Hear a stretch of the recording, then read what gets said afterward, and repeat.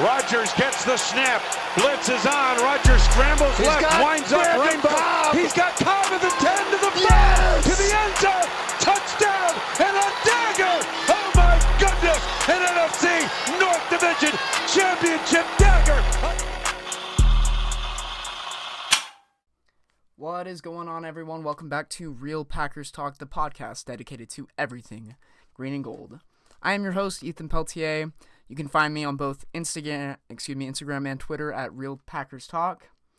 I'm here today to share my Week 6 reactions and analysis. The New York Jets came into Green Bay and smacked the Packers around 27-10 on their own field.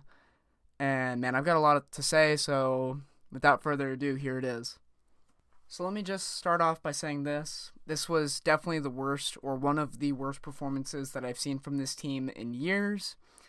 It appears as if there is no heart or really any sort of resilience in this team. It feels like they get smacked in the mouth and they don't really know how to respond. They don't know how to establish the run game. Their passing game has been abysmal thus far. The offensive line was completely trash today, or yesterday, I guess. And that's all problems with the offense. The defense played pretty well, actually, in the first half, but offense didn't help them out, didn't score at all, and eventually they just started to get worn down. Special teams had their worst day so far of the year, awful performance.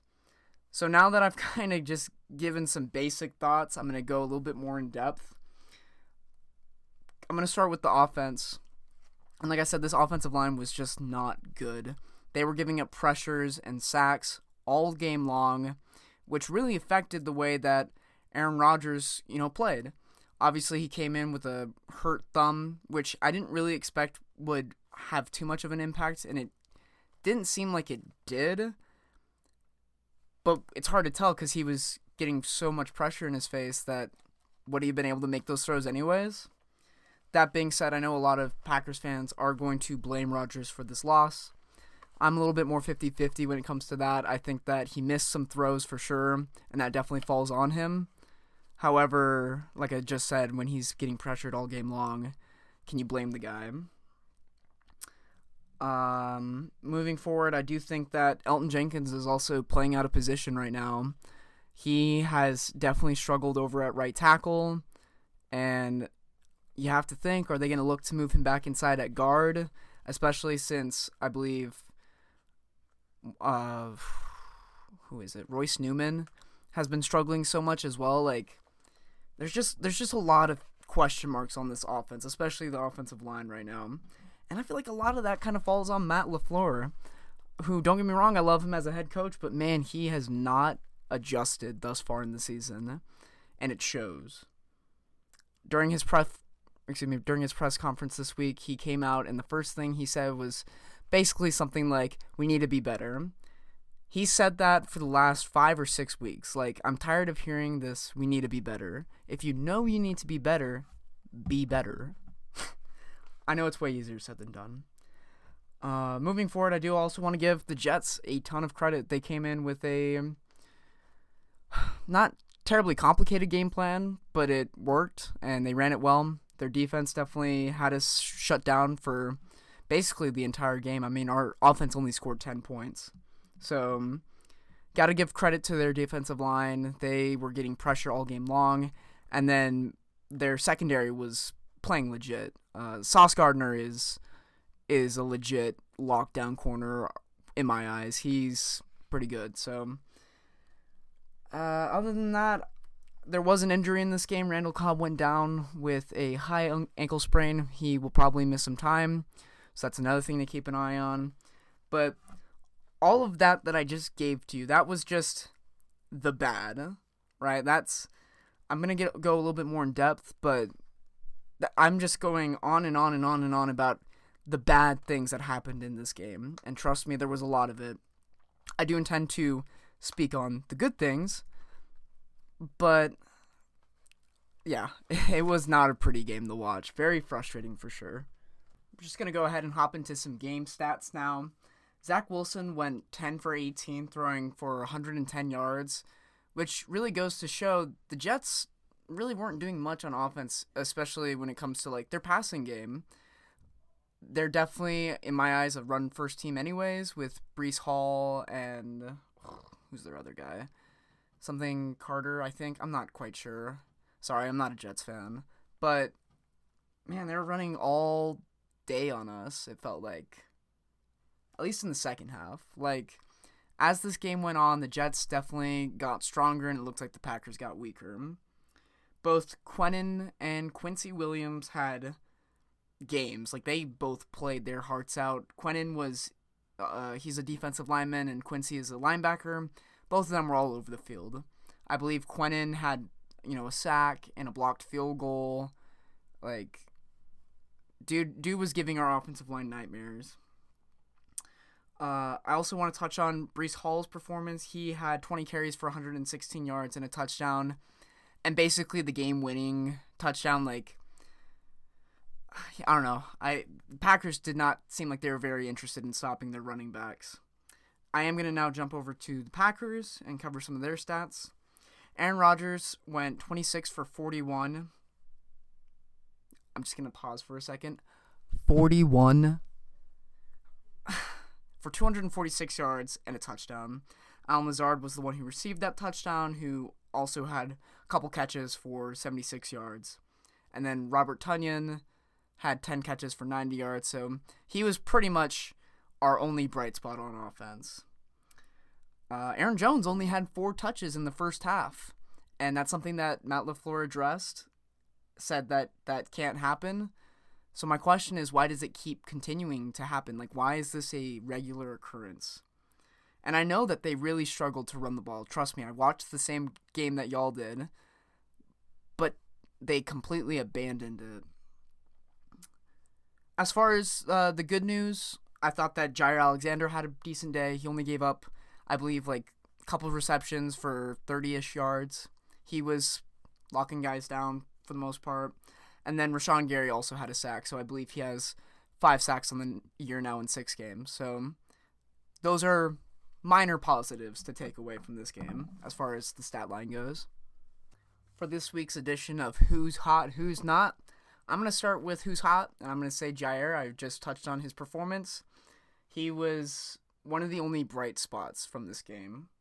As far as who's not hot, I'm going to go ahead and just give that title to Matt LaFleur and the entire coaching staff.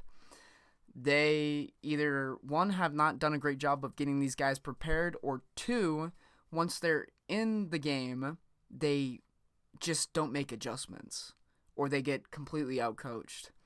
I saw a lot of Packers fans kind of clowning on Matt LaFleur this week because we were going against the Jets, who their offensive coordinator is actually his younger brother, and people are calling him soft, saying that he can't win against family, that kind of stuff. I don't know about all that, but he definitely didn't come in with any adjustments. I mean, coming into this week, there was a clip from Jair saying, "Oh, we got a flawless game plan." That was not flawless, clearly. So I'll leave it at that. I do have a couple more thoughts before I just wrap up this episode. As I said earlier, you have to give credit to the Jets for what they were able to accomplish. Their defense played lights out. But this was a very winnable game for a majority of it, right? Like, the Jets went 1 for 11 on 3rd down. They only scored 20 points. 20 points on offense at least. They did get that blocked punt returned for a touchdown. So that's how they got to 27. But, man, this was a winnable game. It did not seem like offense was very interested in helping out their defense. I mentioned earlier that special teams had their worst performance of the year. They had a blocked field goal early in the first, or later in the first, and then a blocked punt that led to the touchdown that I just mentioned. So it was just not pretty. So basically the Packers got outplayed on all 3 levels, offense, defense, and special teams, which has caused a bit of panic in Packer Nation right now. And right now in my notes, I just have panic mode, ? I don't know.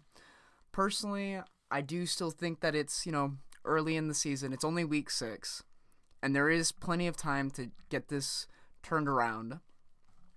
That being said, there definitely needs to be a tremendous change. And that comes to coaching staff. I think that even comes down to potentially making a trade or signing someone in free agency. Like, something needs to change. Right now, Packers fans are going to be in panic mode, and I totally understand why, for good reason. Obviously, expectations are very high for this team, which is why, as a fan, it pains me to say this, but perhaps it is time that we dial back expectations a little bit.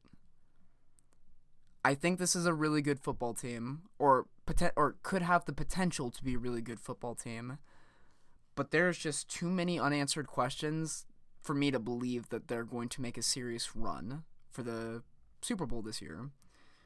Like I said, plenty of time to get these things figured out, and who knows what I'll be saying in a couple weeks, but just looking ahead at the schedule, we're going to be traveling to Washington next week to take on the Commanders. That's a winnable game. But then right after that, they go to Buffalo to take on the Bills. So this is a very interesting point to be in this season. There's a lot of work to be done, and I'm hoping that they can figure these things out. But after watching last night's game, man, I just feel like we need to dial back expectations just a little bit. Now I really hope I'm wrong, and I hope that they can get this turned around right away, but I'm just going to keep it real with y'all. I mean, that's the name of this podcast, is Real Packers Talk. I am a biased Packers fan, but I am going to give you my honest opinion. And that's that right now the Packers suck. Or at least on Sunday they did. And they need to make big time adjustments. But that wraps about everything that I had for today. I know I've been kind of rambling on these last couple weeks about the Packers losing. It's no fun as a fan to watch your favorite team not just lose, but go out and just play the way that they did. Like, I'm okay with losses every now and then. What I'm not okay with is just an absolute failure to show up. So, it's frustrating, but like I said, I do hope that they can change some things and get this thing moving in the right direction. Lastly, I do want to thank you all for taking the time out of your day to listen to my podcast. It means so much to me. Please feel free to like, comment, share, subscribe, all those great things. You can find this podcast anywhere on Spotify, Anchor, and YouTube. Another quick reminder that you can also find me on Twitter and Instagram at Real Packers Talk. Feel free to shoot me a direct message, chat Packers football. I'd love to interact with y'all. But thanks again for listening. I know that this probably wasn't the most fun episode, but it's over now, so you don't have to listen to me complain anymore. I'm going to leave y'all with a Go Pack Go. Peace.